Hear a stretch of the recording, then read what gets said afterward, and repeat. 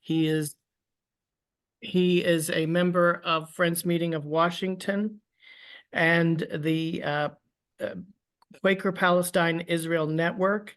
He is the author of the Pendle Hill pamphlet, Boycott, Divestment, and Sanctions, A Quaker Zionist Rethinks Palestinian Rights. He is currently working on a book entitled Seeking Justice in the Holy Land, the evolution of Quaker perspectives on Israel-Palestine, and he has been selected as the 2024 Pendle Hill Henry Cadbury Scholar to support his archival research. This past June 2023, Steve was in Israel-Palestine, and he will be referencing his visit with this delegation this evening. What we're going to do now is enter into some moments of silence. And from the silence, Steve Chase will begin his presentation. Again, I'd like to thank you all for joining us this evening. We've had a very good turnout so far. Others may be joining us. We are competing with the Super Bowl, but I think you're here most intentionally. So let's enter into some silence, and then Steve will begin.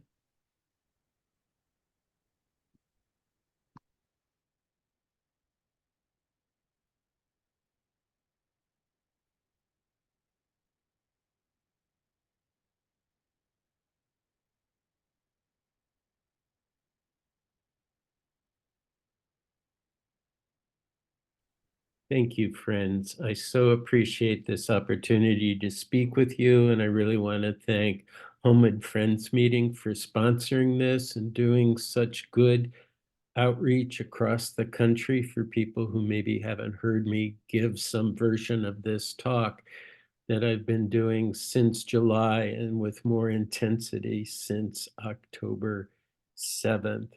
It's based on insights from a Quaker delegation to Israel-Palestine, as Malachi mentioned, where I went on a Friends United Meet Service Learning trip, which is an annual trip that's been running since the mid-90s. And I went on June 6th to the 25th, close to 3 weeks last year. But since I've returned and started speaking about this, we have certainly had to deal with an intensity of the current crisis. And I just think we need to take a moment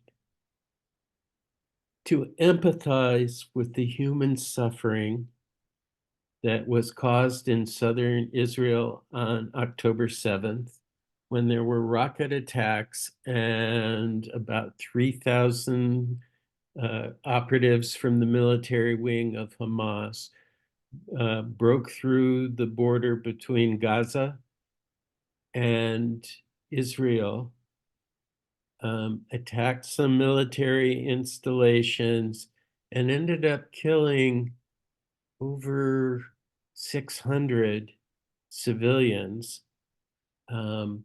for a total of about 12,000 people were killed. A few thousand, more than a few thousand were wounded. And of course, 240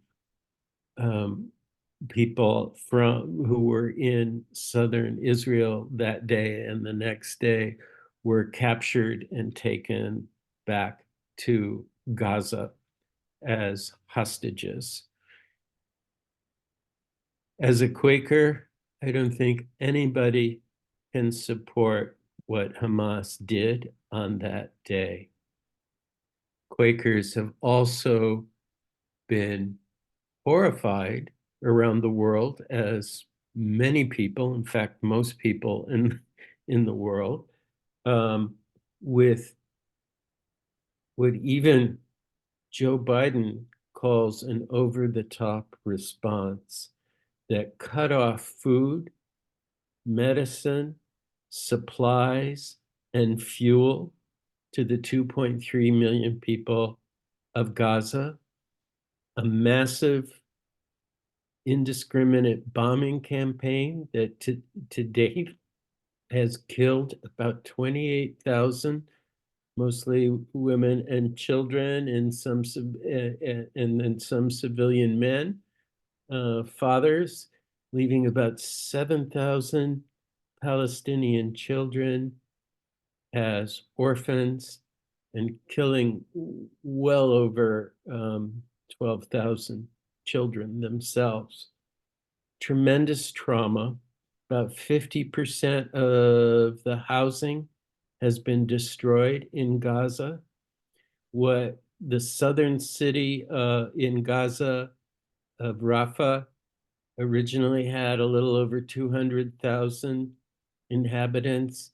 It now has over half the population of Gaza, and it is being bombed, even though it was declared a safe zone, and Israel is, with US backing, preparing to attack in a ground offensive. Churches, mosques, infrastructure like water, desalination plants, hospitals have all been destroyed. Many people feel this is not self-defense. That would be the Iron Dome that protects Israelis in southern Israel from rockets that Hamas has at different times sent over.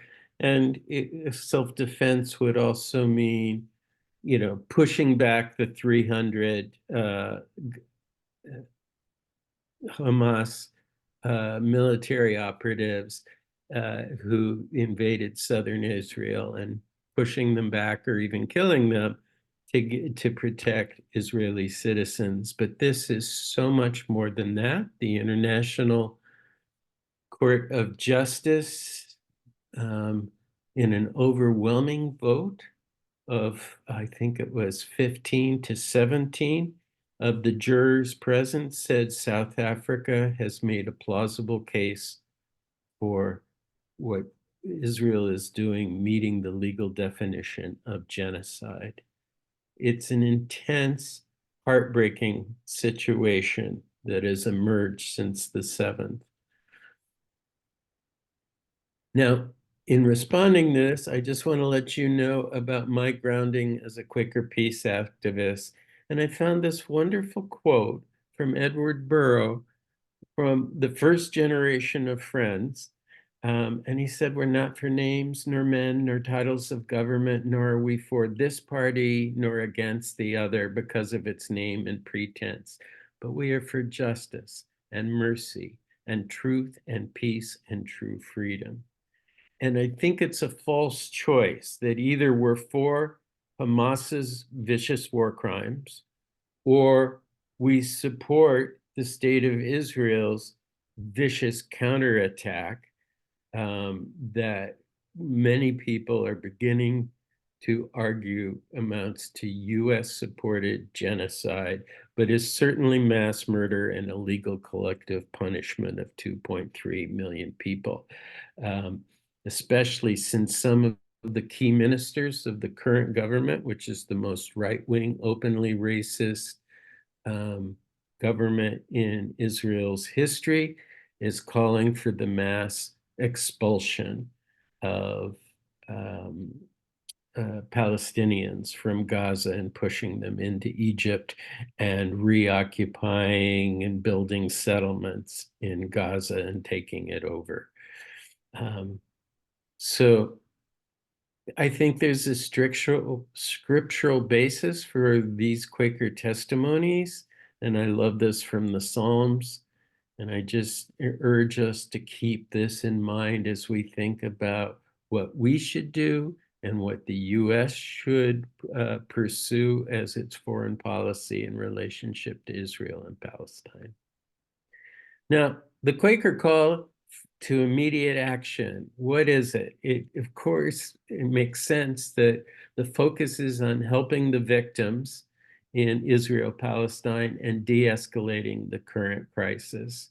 And on October 17th, early among many of the worldwide responses, groups like this, Quaker groups like this, have pushed three things for the de-escalating the current crisis: pushing the US to support a ceasefire now, to support negotiations for the release of all captives, and to immediately restore humanitarian aid to the 2 million civilians in Gaza.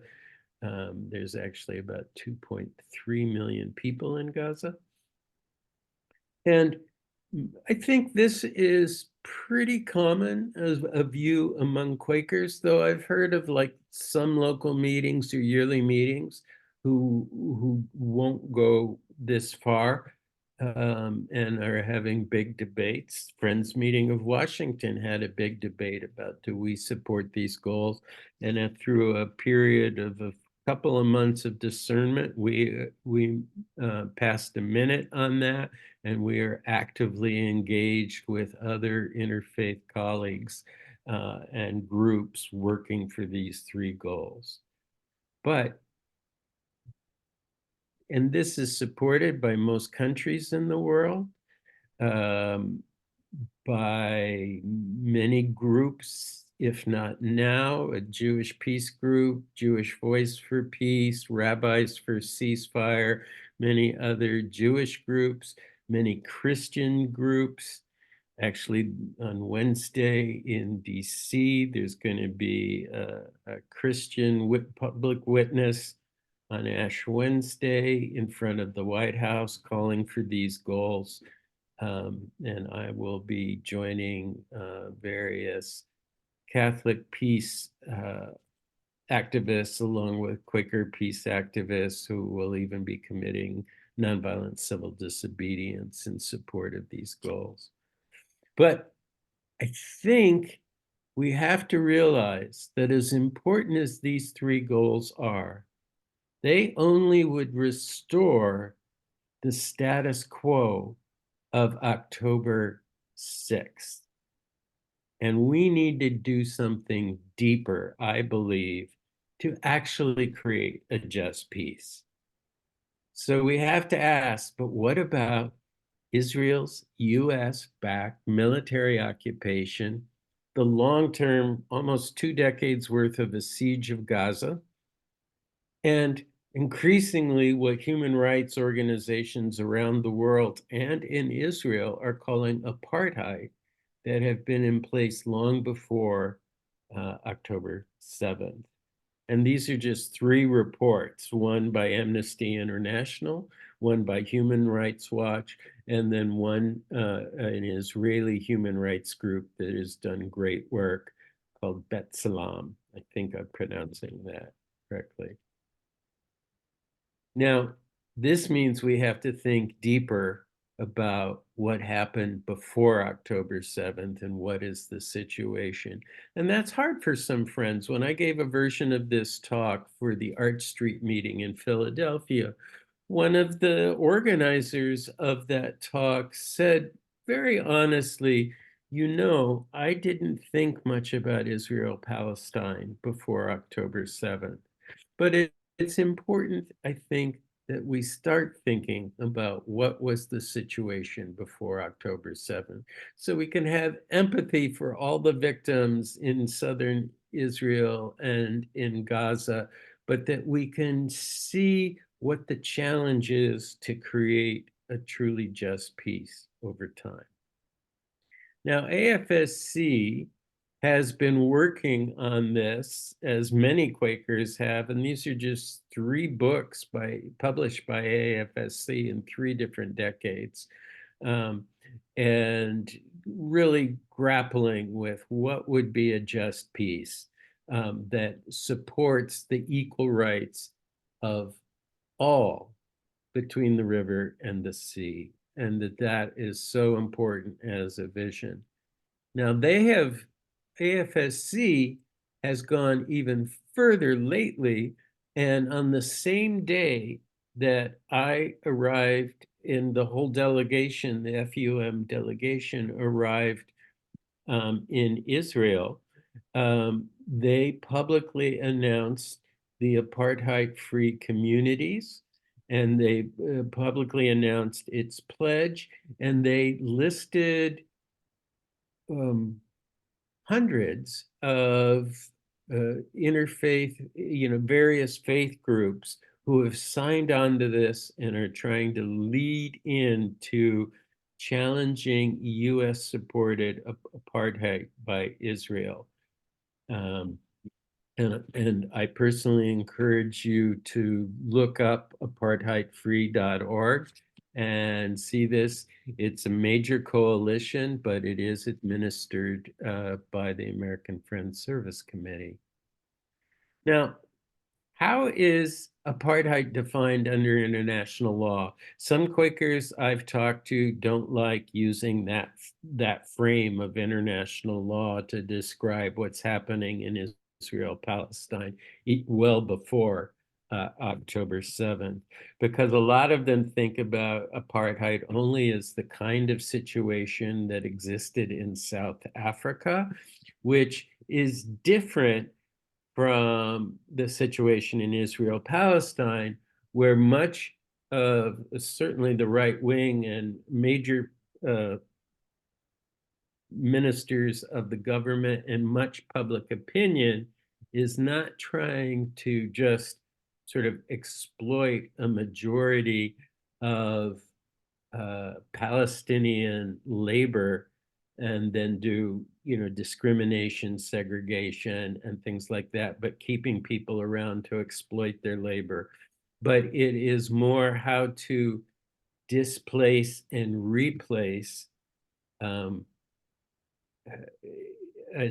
situation in Israel-Palestine, historic Palestine, from the river to the sea, where that Israel controls as much territory of historic Palestine as possible with as few Palestinian citizens that would be able to vote as feasible. And so that's a little different than South Africa. But under international law, as you see here on the right, is sort of are the three key features of apartheid, whether it's like South African apartheid or what human rights groups are calling apartheid in Israel-Palestine. An intent to maintain domination of one racial, ethnic, or religious group over another, a context of systematic oppression by one racial, ethnic, or religious group over another, and then, of course, inhumane acts. So our Quaker trip was to go see for ourselves, to see if we understand the situation as apartheid. And this is a picture of the delegation with some local Palestinian friends who in the Ramallah Friends meeting. And I'll say a little more about that, but there's been a Quaker meeting in Ramallah since 1910. And it emerged out of people who were often taught or were influenced by the Ramallah Friends School that was started in 1869 in Ramallah. And we'll talk more about that. And then here's a map. We arrived in Tel Aviv. We spent time in northern Israel and the Galilee area and even a little farther north.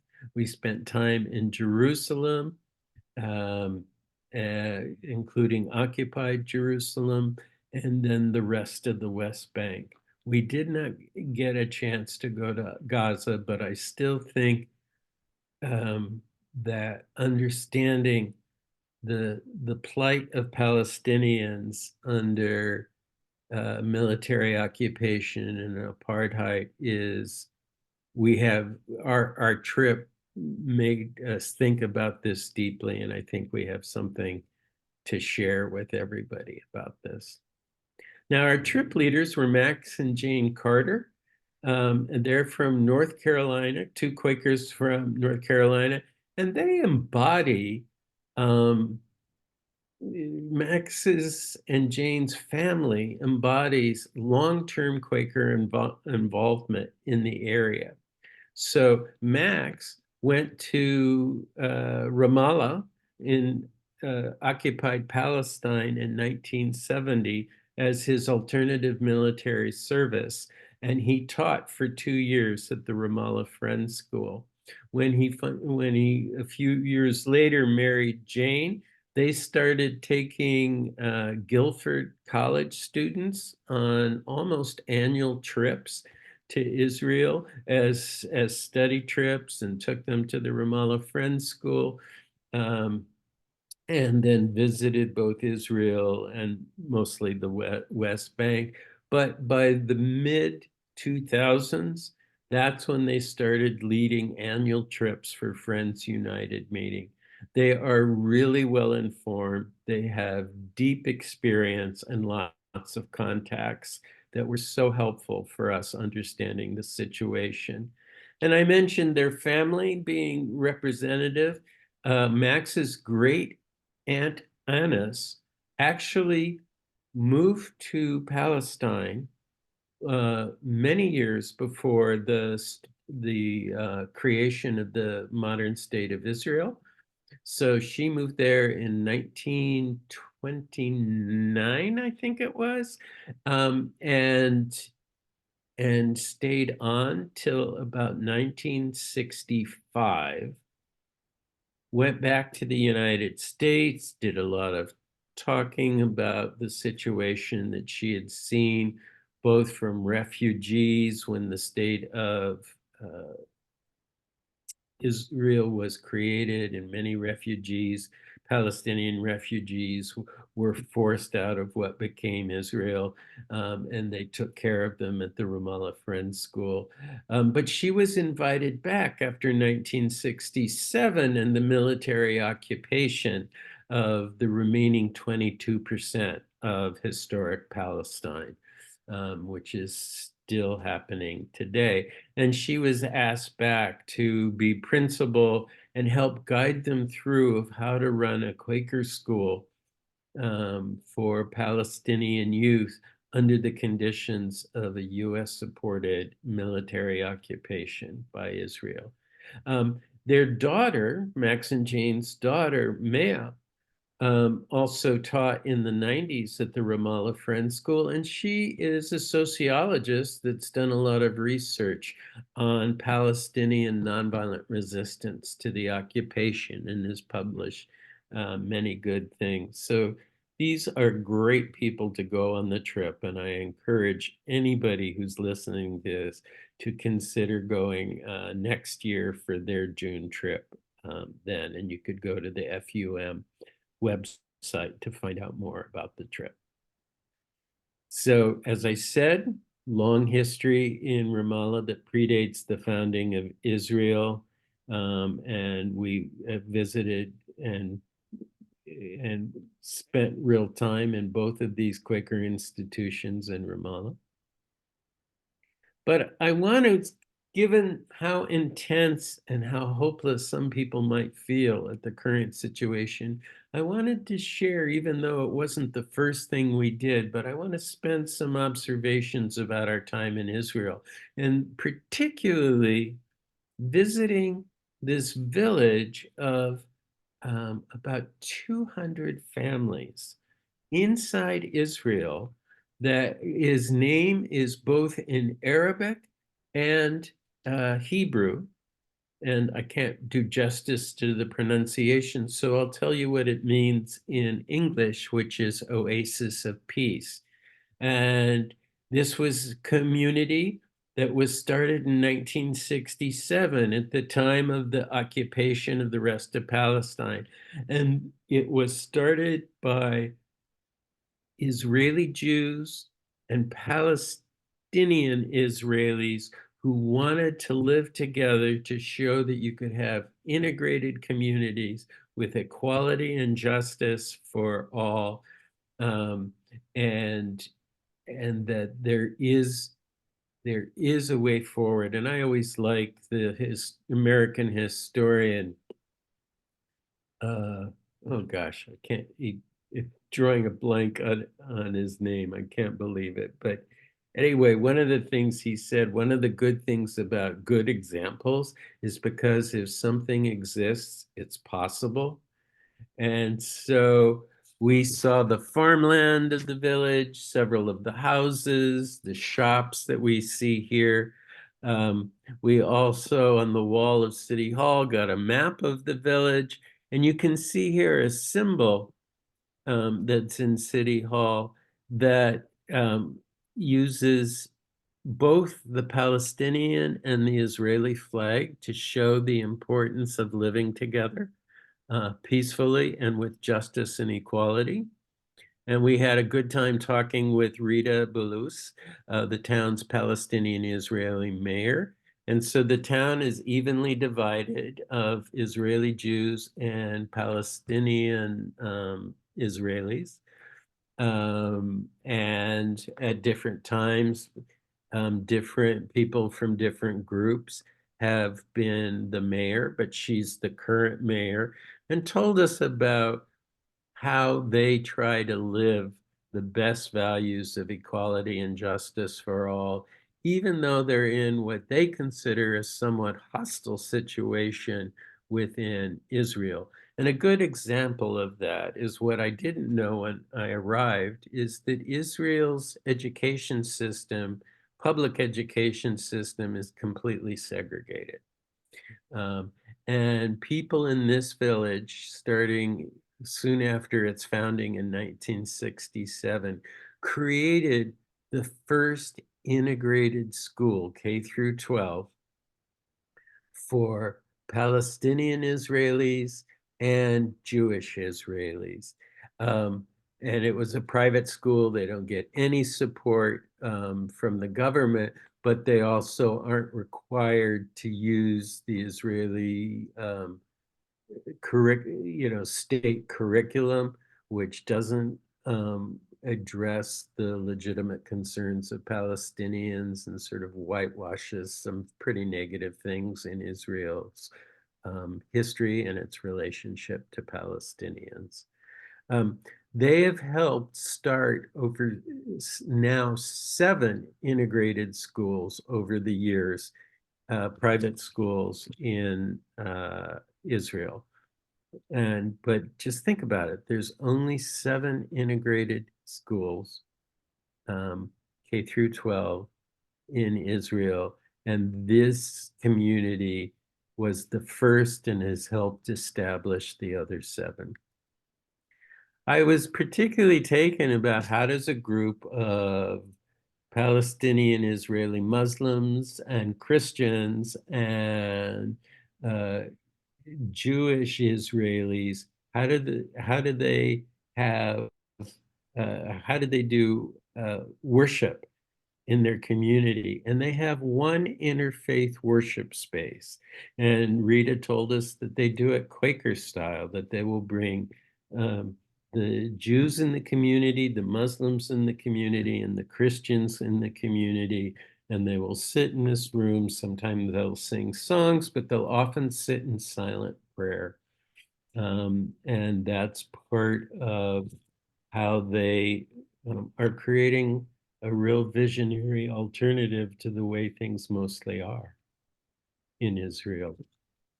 We brought Rabbi Steve Bernstein to the Oasis of Peace, and he was a live wire. He lives on a kibbutz. He's a rabbi at a kibbutz about 15 minutes away from Oasis of Peace. He's been there for about 30 years, and he has never traveled to Oasis of Peace, but one of our delegation knew him and asked him to come and visit it. And, he was impressed. And I had a long talk with him, and we talked about different things about the history of Zionism and, some of my political concerns. And he was quite a guy. He was very antagonistic to the Netanyahu government, the far-right government.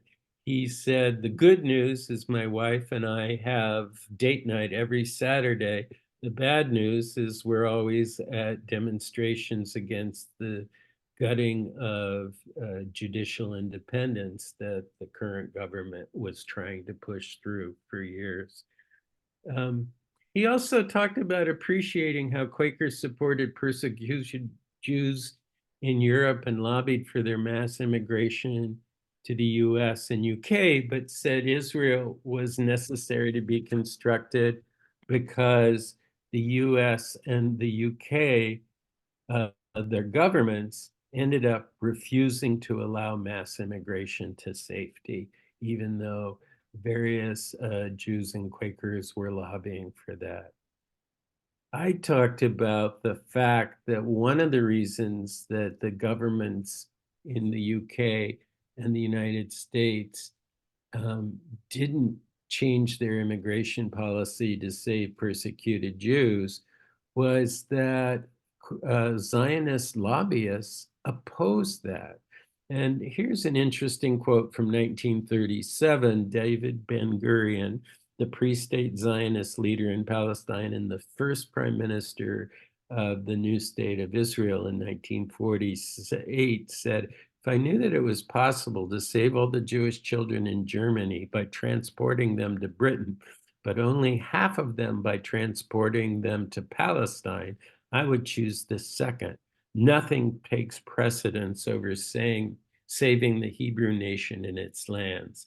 And so basically, his view and the view of mainstream Zionists, Jewish Zionists at that point, was they needed to immigrate to Palestine, create a militarized Jewish state that had a Jewish majority, even if this meant pushing many Palestinians out of the land. And he even once wrote his son saying, we need the new state of Israel to have at least 80% of the Jewish population. And the only way to get there will be to start a war. So we also discussed Israeli apartheid with Rabbi Bernstein. And he was a really thoughtful liberal guy, kept saying it was complicated, that there was a time after 1948, for 2 decades, the Palestinians that remained in Israel were treated very differently, discriminated against, were under direct military rule, were not allowed to form parties, were not allowed to vote. And it was very repressive. And he acknowledged that, but said things are getting better. Now, it's interesting. He only talked about what was happening in the internationally recognized borders of Israel.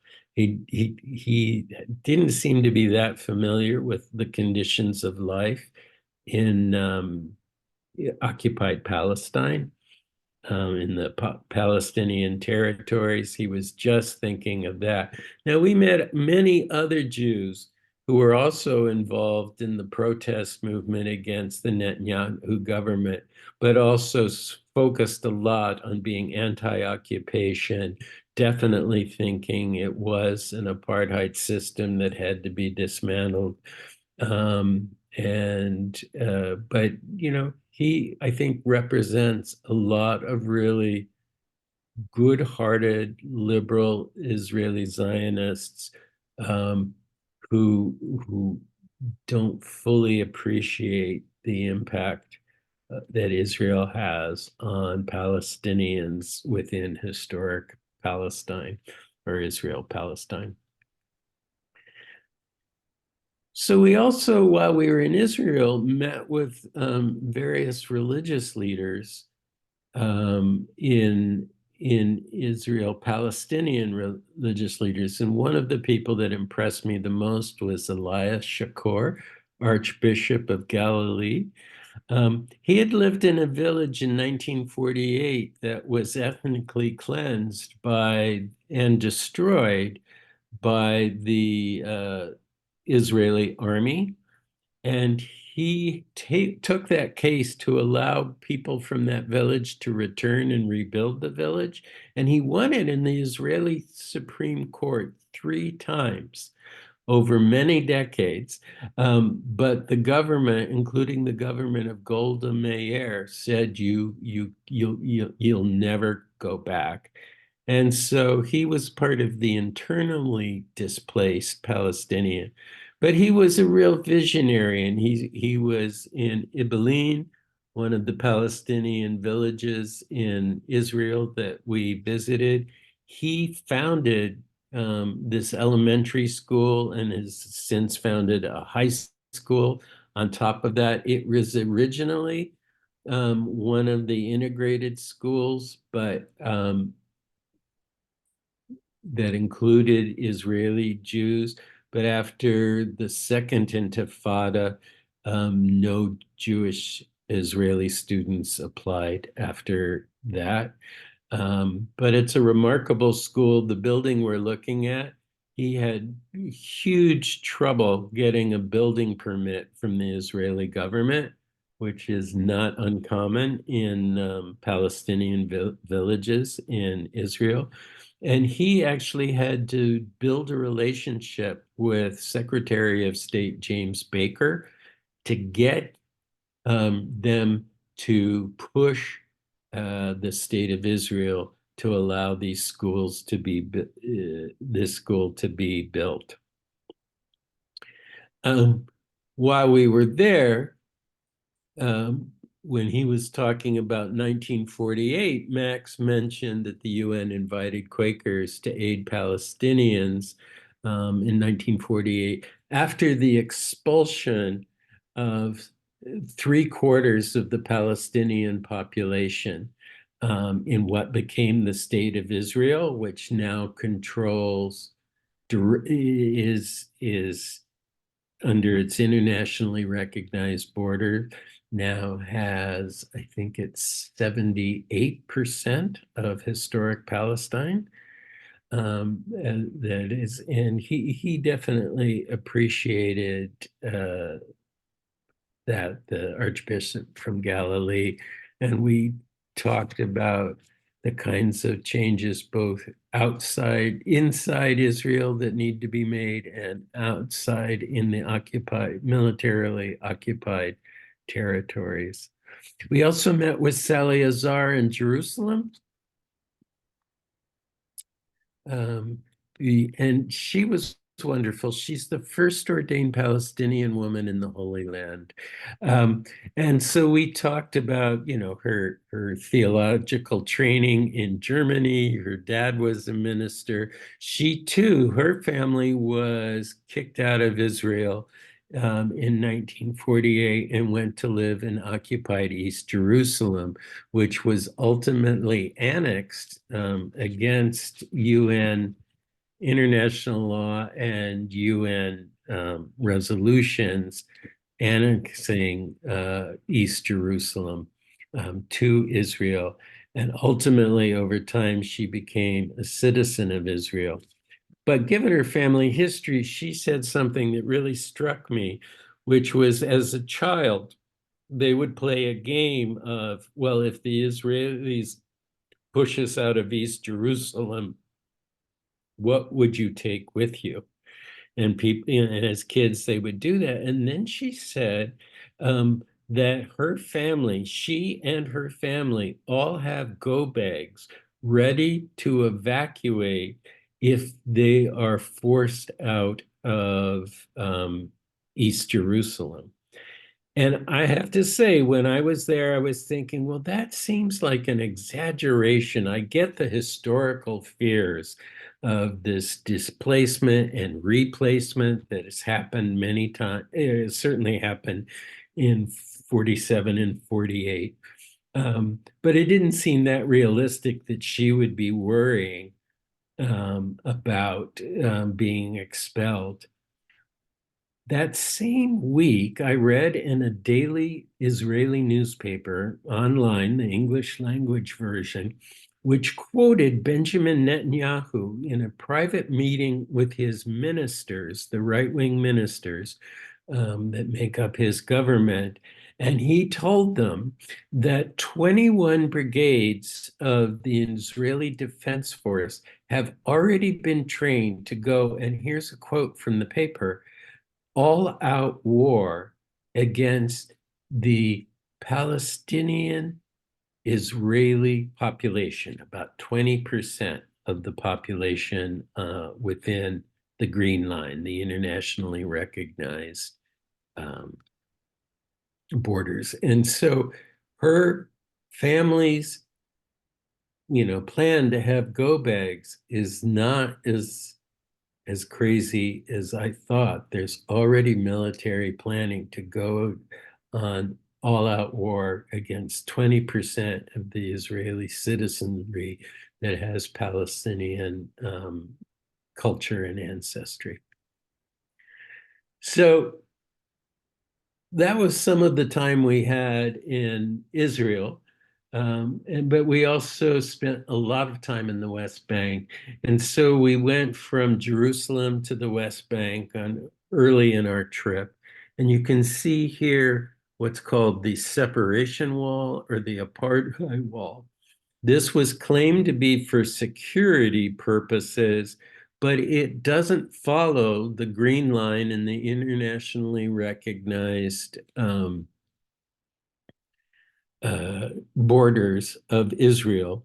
Israel refuses to declare what its borders are, but internationally, the Green Line of the armistice in 1949 is the internationally recognized border, but it doesn't follow that. It includes much of the wall includes much of the West Bank and illegal settlements in the West Bank on one side, the so-called Israeli side, and goes fairly deep in several places into occupied Palestinian territory and taking it over. Then I just want to draw your attention to this sign that really surprised me as we were going into Ramallah, which is, and I'll explain more about this, is what's called Area A, which is a few large Palestinian cities on the West Bank that are more under the Palestinian Authority than most of the occupied West Bank. But it's interesting. This road leads to Area A under the Palestinian Authority. The entrance for Israel citizens is forbidden, dangerous to your lives, and is against the Israeli law. And so this means lots of Israelis don't really get to know the people of Palestine and what life is like under the occupied territories. And it means Palestinians only, don't get to meet Israeli peace activists very often unless they're willing to break Israeli law to come and visit with them and act in solidarity within Area A.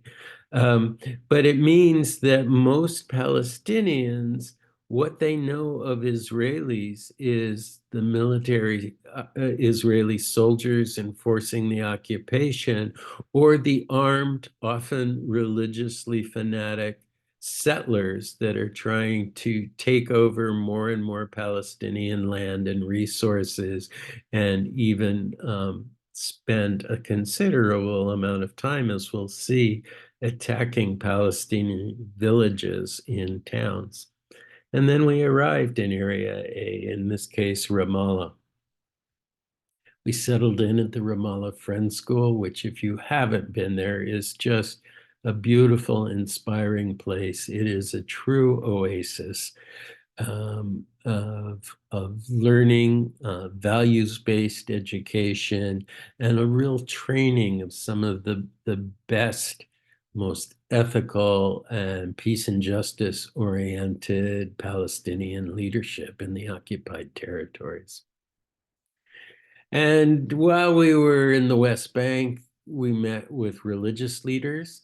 And I just wanted to share some words of wisdom from a Palestinian village priest. I don't have his name in my notes, but he was a remarkable guy. And he spoke to us in a Quaker language. He said, everyone in the sight of God is beloved and deserves freedom, justice, and equality. And he even had this great quip, doesn't matter if your name is Moshe, Mohammed, or Matthew, you are all precious in the sight of God. And we met many Palestinians who held this view of we have to find a way to live together in historic Palestine, in Israel, in the current Israel-Palestine. There was also words of political insight from a Ramallah imam that we visited at his mosque, and I had never worshipped in a mosque before, and it was very moving. But we had about an hour with him before worship started, and he was a fascinating guy. He is in was ran as a Hamas legislative person in the 2006 elections on the West Bank. He was a Hamas moderate, and Hamas was more moderate back then. And he said something that I found profound and that I think we need to all think about. He says, we have no objection to having Jews as our neighbors. Um, we only object to them being our colonial masters. We also heard from Mitri Rahab, and I know his name because I'm in a study group right now with a African American church in DC about one of his books, and he's a Christian liberation theologian from Bethlehem.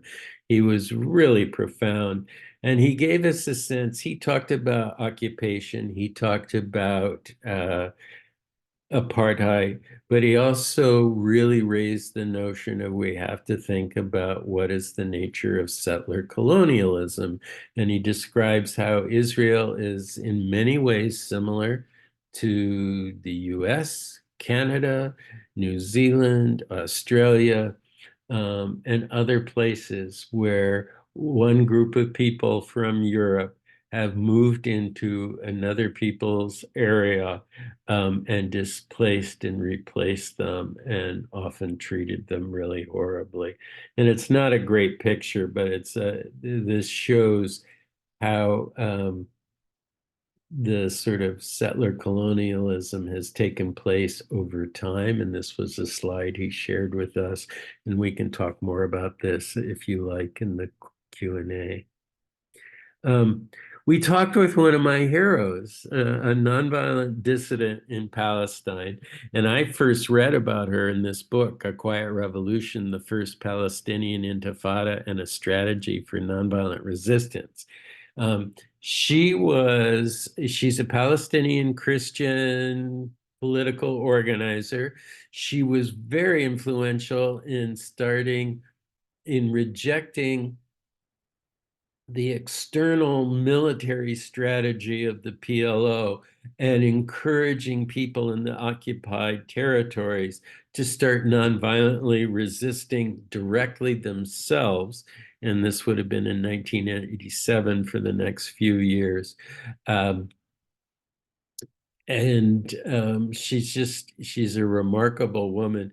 The other thing that I knew about by reading this book is that the first Intifada, which was largely nonviolent resistance of the population living within the occupied territories, and really developing their capacity, that they were so strong and had such an impact on world opinion, somewhat on U.S. policy, and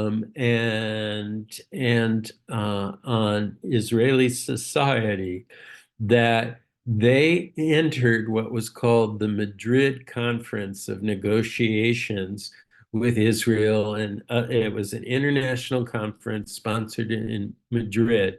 And she was working with a really talented group of various teams working on various things, where they were trying to negotiate the end of the occupation and the creation of a Palestinian state and resolve the issues of the right of return for ethnically cleansed Palestinians from what is now Israel, the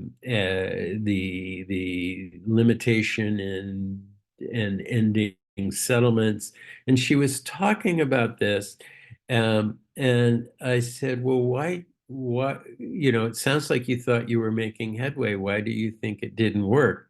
And she told us a very sad story, which surprised me somewhat, which is that the PLO, its leadership in Tunisia outside of the occupied, sent two people who hadn't lived in the occupied territories for decades to Oslo to negotiate with Israel. And they had a completely different philosophy. They were not trying to, negotiate a Palestinian state in the occupied territories, the remaining 22% of historic Palestine. They weren't trying to resolve the final status issues of settlements, Eastern Jerusalem as the capital of the new Palestinian state, or the right of return of Palestinian who were whose families were whose land was stolen or destroyed and never compensated by Israel, and never allowed to return, even though that's a violation of international law. And so it was the first time that I heard about, I had always thought that Oslo was this great thing, but she was really skeptical of it because it didn't resolve the issues. It divided up occupied Palestine into three areas. Area A, where ostensibly the Palestinian Authority would run in the big cities, both security for Palestinians and civil affairs. And then the largest portion, over 60% of occupied Palestine, would be left in Area C under complete military and civil control of Israel. And then Area B, which is still larger than Area A, but smaller than Area C, would be under Israeli military control, though would have Palestinian Authority having some civil authority to do things. And so she laid out a critique of Oslo and the creation of the Palestinian Authority that I found pretty persuasive, but really kind of blew my mind because I always thought that, Oslo was the big breakthrough and that was the closest we'd ever gotten to real peace. And she said it was actually a retreat and it was taking over by exiled leadership of the PLO and disregarded the needs and desires and organizing work over the last few years of Palestinians. She also is really knowledgeable about what's called political Zionism in Israel's policy. In the occupation, this is Moshe Dayan, who was the Minister of Defense during the occupation in the first few years. And this is a talk he gave where he was rhetorically talking about what the new situation would be for Palestinians, many of whom were refugees from what became Israel, living in the remaining 22% of occupied Palestine, the occupied territories. We have no solution. You shall continue to live like dogs, and whoever wishes may leave, and we'll see where this process leads. And we were certainly seeing where that process would lead. And it was pretty horrifying, particularly since we recognized, as Hanan Ashrari was saying, is that this policy has been pretty blindly supported by the United States. Um, I also was on a panel recently at the Sandy Spring Friends meeting in Maryland that included two people from Gaza. And they pointed out a quote, which I'm still trying to dig up, but it was really interesting. It was made by a member of the current government in Israel, but it was done before October 7th.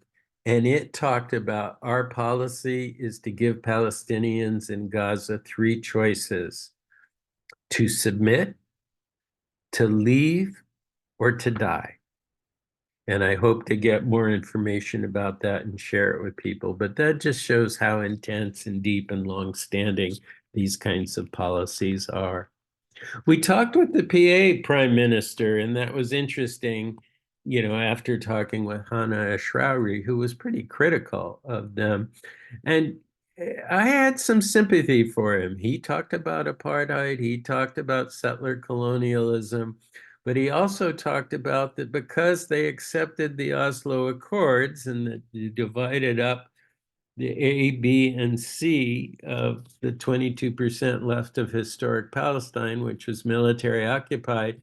And then with the first Netanyahu government that emerged a long time ago that opposed Oslo, they've never had a final agreement that gets them a full Palestinian state.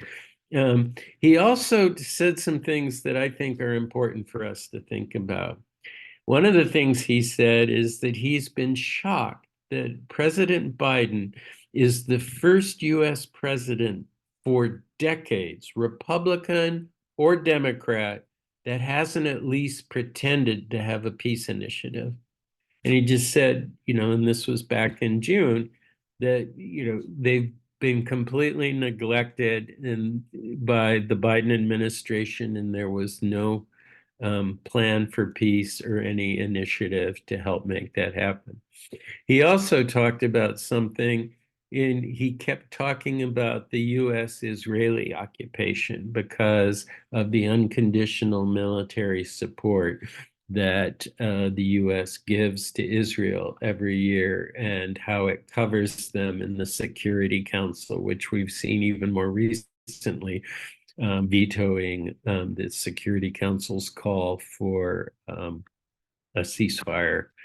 But he talked about how the current US government is spending millions of dollars and mobilizing the world for stopping the Russian occupation of eastern Ukraine, which has been ongoing for 2 years now. And he said, we've been under occupation since 1967, and what has the US done to help us? So it was, and he also talked about the difficult situation that the PA is in, is that because of the Oslo Accord, Israel collects all the Palestinian taxes that should go to the Palestinian Authority, but it doesn't give the Palestinian Authority the full amount, and often conditions what they will give about if the Palestinian Authority will protect, not Palestinian citizens, but the military occupation. And this is why the Palestinian Authority has very little support, maybe about 20% of the Palestinians in the West Bank still support it. And it's very undemocratic. They haven't had elections since 2006. But he was a smart guy, and I had some feeling of support, or at least understanding and empathy for the difficult challenges he were in. But I also didn't think he was the kind of leader like Hannah Ashrawi. Now that we know about areas A, B, and C, we went to visit a Muslim family in area C, in a village that the husband's family had lived in for over 500 years. And you'll notice in their home, that the second floor is ready to be built. But since it's in Area C, they couldn't get a building permit, and the military The IDF soldiers came by and said, if you add one more brick to this house, we will blow it up. We will demolish it because you don't have a building permit. And it's very hard for Palestinians in their own territory, particularly in Area C, to get building permits. And many houses, he took us on a walk and we saw houses. One, he said, had been blown up 5 times just across the road from them. And the Palestinian owners of it just kept rebuilding it as a form of nonviolent civil disobedience. But this is policy in Area C. We also spent some time outside of Bethlehem that I think talks about what life is like in Area C. So we went to the Tent of Nations Organic Family Farm. It's about a little over 100 acres. There's fruit trees, olive trees. There's some small livestock, chickens, eggs. Um, they do various kinds of nuts. Um, and it was really interesting. Okay. So I'm going to have to try to speed this up. I'm sorry it's taking so long, but I do think this is sort of important. But we heard this was the sort of, one of the elders of the family that's currently running the farm. And it's the Nasir family farm. And he told us about how his great grandfather bought the property for the organic farm over 100 years ago when Palestine was administered and controlled by the Ottoman Empire. And then he talked, and they were one of the few people who had land that took the time to register their land deed with the Ottoman Empire. Then, when Britain came in and sort of as an imperial power that replaced the Ottoman Empire and took over the British Mandate of Palestine in 1917, they registered it with the British Mandate authorities, their deed for that. Then in 48, when Israel was created and the administration of the 22% of historic Palestine um, that was still outside of Israel's internationally registered border. This area was controlled by the state of Jordan for a time, and they registered it with Jordan. Then in 1967, under the military occupation that the U.S. paid for, as we'll see, and of the remaining 22% of Palestine, they tried to apply again for a deed under that. They are still fighting. This was in 67. They have spent thousands and thousands of shekels. They've tried to um, get the government to agree that they have a deed and that it's legitimately theirs.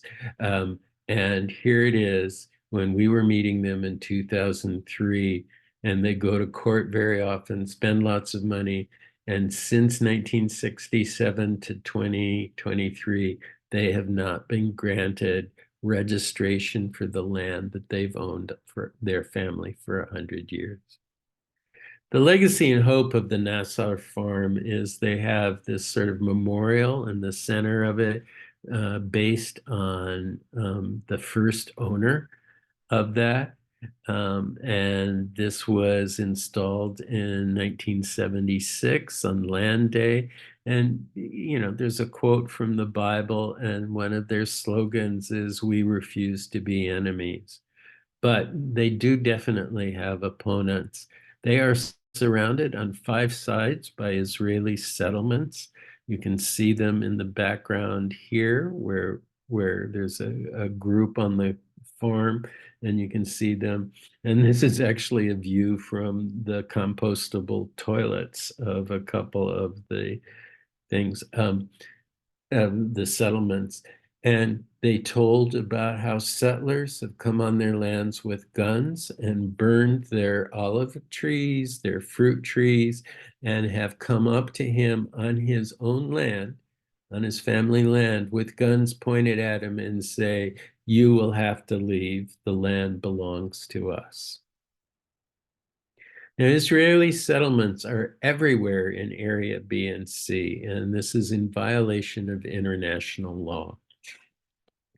And I like these two things because in Area C, you can see that building permits are very easy to get if you're building a segregated community of illegal Israeli settlers on Palestinian land.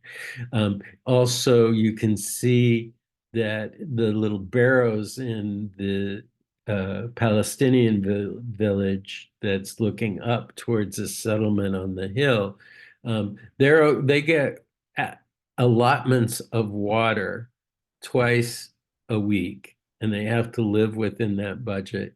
But the settlements in areas B and C, the Israeli settlements, which the government wants to over double to 2 million Israeli settlers all over areas B and C from the 750,000 that currently are there. But they use 3 times as much water. They have pretty much an unlimited supply. Whereas the farm, the Ten of Nations farm, can't get a permit to build any new buildings. It cannot hook up to electricity, and it's not allowed to hook up to a water supply. So this is some of the really different rules that Palestinians live under occupation and what arguably is apartheid than illegal settlers. There's also settler-only roads that go from Israel to the settlements. So they're segregated roads defended by the military occupation forces. All right. So I just want to tell some other stories. I'm sorry this is taking so long. I still haven't figured out how to get this cut down, but hopefully we can address some of your questions. But we met Shadi Corey, who's a student at the Ramallah Friends School, and his story is pretty harrowing. He was abducted at home by Israeli soldiers in the middle of the night. He lives in East Jerusalem with his family, his siblings, and his grandmother.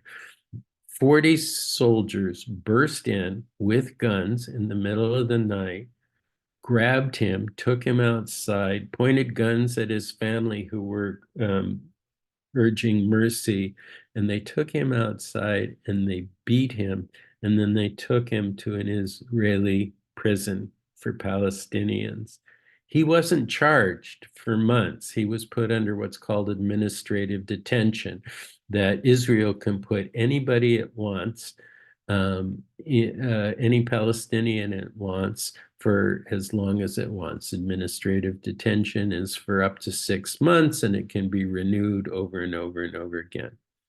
He was also ultimately moved to a prison in northern Israel. So his family, who lived in occupied East Jerusalem, didn't have a permit to visit him. So he was alone without visits from his family. He talked about being beaten while he sang a Christian hymn in jail in order to keep his spirits up. And it was crushing. And then the other thing is he was finally charged. He was charged with vandalizing a car at an anti-occupation demonstrations. He claims he didn't do it. His family says he didn't do it. All the faculty that we talked to at the Ramallah Friends School said it's just inconceivable he did it. But let's think that, yes, maybe he vandalized a car. Should the kind of treatment that happened to him happen for vandalizing a car, even if he did it. Um, the other thing is the only witness against him, the only eyewitness against him was a 15-year-old Palestinian boy who on the stand recanted his testimony and said he actually didn't see Shadi hurt a car. He doesn't know Shadi. He'd never seen him before the courtroom, and that he had been beaten in prison himself and told he would only be released if he provided false testimony against Shadi. Now, Shadi shared about how his arrest and torsion is like other Palestinian children. He said he knows many people who have had that kind of treatment or worse, which we found sort of horrifying. But in July, when we were back from the trip, Save the Children, an international humanitarian group, published its report that backs up Shadi's claim. And I'll just let you look at some of these statistics from the report. Um, they argue that 500 to 750 children a year are taken from their homes and put in administrative detention. Some are eventually charged with something, many are not. Um, a majority of them are taken at night. A majority of them report being strip searched. A majority hit with guns and sticks. A majority are threatened with harm. Um, and almost a majority were injured, including suffering gunshot wounds and broken bones. This is policy, and it's only gotten worse since October 7th. Um, while some during the week ceasefire that happened, and over 100 of the Israeli hostages were released. Um, and there was, I think, like maybe 300 women and children under administrative detention that had been released. But since October 7th, the Israeli occupation forces have imprisoned over 7,000 Palestinians from the occupied territory. So it's just intensified since October 7th. Steve, I'm wondering if we could stop there and go into the question and answer portion. Yes. Let me just quick go through without talking much about it. But Okay. in Area A, we woke up one day to explosions and gunfire, and it was close to the lower campus, the lower school of Ramallah Friends. Um, and it turns out it was a house demolition, which it happens even in Area A. And we talked with a journalist two Palestinian journalists who were interviewing people.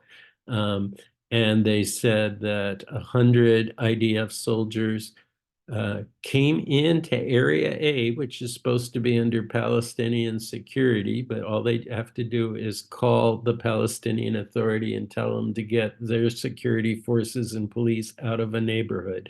They go in. They were shooting people. They shot two journalists. They shot at some children in the street, and then they blew up. Um, they blew up this apartment above this Coca-Cola shop. And then there's some children who are cleaning up afterwards the next day. Um, and so just to get a full impact, we heard about settler violence in Hawara. And that was last February, about a year ago. And we heard about it when we were there in June. And it was heartbreaking, the amount of destruction that the settlers, who were supported by or protected by IDF soldiers, did to the town, and terrorizing children and burning down homes. Um, and we were that same day, we're supposed to go to a refugee camp in Jenin, but that was the first time in 20 years. And this is June, long before October. where Israeli airstrikes against the refugee camp happened. Um, there's really some important things to share, but maybe we can get those in Q&A. And so I would just say that it's our tax dollars at work, unconditional, particularly military support. And you'll see that, during the 70s and 80s, when the occupation was, first being installed, U.S. Military support spiked during those years. And then it leveled off to about 3.8 billion a year. But since October 7th, Biden wants to restore the high level of funding here of adding $14 billion on top of the $4 billion that we already give annually. And so we talked about what is ours to do back home. And this is a picture of a gift that the Atlanta Friends meeting gave to the Quaker head of school at the Ramallah Friends School. And it was beautiful. And we all agreed we were going to do fundraising for the Ramallah Friends School. But we also talked about, what else is our responsibility when we go home? And we talked about it one night and we came up with three sort of key action ideas that are guiding all of us since our return. And one of, you see here the Apartheid-Free Community Network. And we decided that, yes, we think there's a case to oppose Israeli apartheid that's backed by the US. But our three key action ideas: educate our congregations and communities in the country about the problems of US-backed Israeli apartheid and its being an obstacle to sustainable police. Lobby to change US foreign policy towards a genuine concern for human rights, peace, and diplomacy instead of massive unconditional military aid to Israel. And support all nonviolent civil society efforts in Israel, and there are a lot. In Palestine, there are a lot. In the US and around the world, pushing for peace, justice, and equality for everyone living between the Jordan River and the Mediterranean Sea. And so with that, why don't we get into questions? And if we have time, I'll go back to some other slides. We may not get to all your questions, but here's my email. I'll also, quick write it down if you want to, because I'm happy to talk more with anybody. This talk is a work in progress. I want to make it more useful, insightful, and loving as I go. And I somehow have to figure out how to cram the three most gut-wrenching weeks and intense weeks of my life into a truly hour presentation. So I appreciate your patience. So why don't you take it away, Malachi, on any questions that are showing up that people would like to talk about? Well, thank you again, Steve. Even if it is a work in progress, there's so much material. It's so rich, and there's so many levels to this subject that needs to be addressed, and we just don't have enough time. But some questions popped up regarding a two-state solution, but also I'll just read this particular one from Lenny Scarin out in Washington State. Lenny says, I traveled with Landrum Bowling and alumni and staff from Earlham College to Israel and Palestine in 1997. At that time, Hanan Ashrari, a graduate of Ramallah Friends School, was a young colleague of Arafat. She told us then the best hope for Palestinians might be for there to be one democratic state with a constitution supporting no established state religion. Is there any movement in the direction of one non-apartheid state in currently either in Palestine or Israel? That's a great question.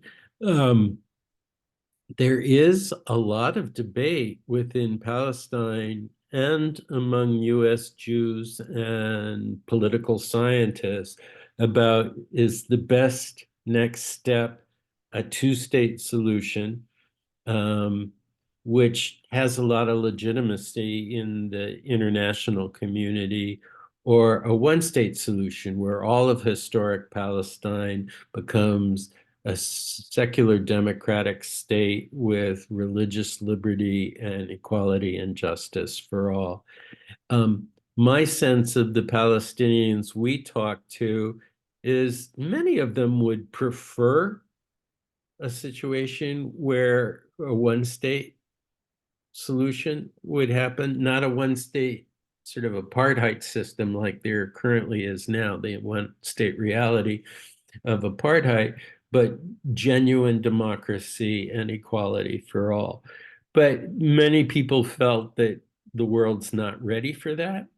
And so, working for a two-state solution that has a genuine, viable Palestinian state with a capital in East Jerusalem, a shared capital in Jerusalem, and with it in East Jerusalem and the West Bank, all of the West Bank and all of the Gaza Strip becoming a more democratically run country would be great. So that's a debate, and that's something we have to think about.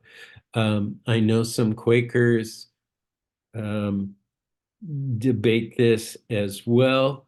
One person I respect a lot from my meeting is Helen Helena Cobain, who's worked for years on this issue and has worked with the AFSC and wrote one of the last books about AFSC Search for Peace. And she has had the internal debate about one state or two state, and she thinks that maybe someday there could be a confederation and evolution towards a one state, one democratic state. Um, but that for the current time being, given the international support for the two-state solution, even though it'll be very, very difficult because of the settlements and the unwillingness of the Israeli government to allow a Palestinian state to come into existence, even in the 22% of the remaining thing, is she still thinks that that is probably the place to start, that would have a major improvement of Palestinian lives, and that there's other things we should do. And so she believes that that's an area that Quakers really should push the US government to become really meaningful and not just rhetorically talk about two states, but create a viable, robust, independent Palestine in the remaining 22% of historic Palestine. Steve, could you have control over the webinar? Could you share your email again? And then also there were a couple of questions regarding BDS, specifically from Christine Root. Were you asked if you had signed BDS petitions before being allowed into Israel? And Stan Becker of Homewood here in Baltimore, Maryland, says, do you advise support for BDS? That's a great question, and I wrote a lot about this in my 2017 Pendle Hill pamphlet called "Boycott, Divestment, and Sanctions: a Quaker Zionist Rethinks Palestinian Rights." And I came to the conclusion in there that it's going to be very difficult, given the political situation in Israel and the distribution of public opinion, for real movement to happen without some international support. And a lot of governments, particularly many in Europe and the United States, are not helping move things forward. And so the idea of modeling the boycott, divestment, and sanctions movement that helped free end apartheid in South Africa. Since 2005, most of Palestinian civil society has said that people of conscience throughout the world in civil society don't have to wait for their governments. They can start pushing for real change using boycott, divestment, and sanctions.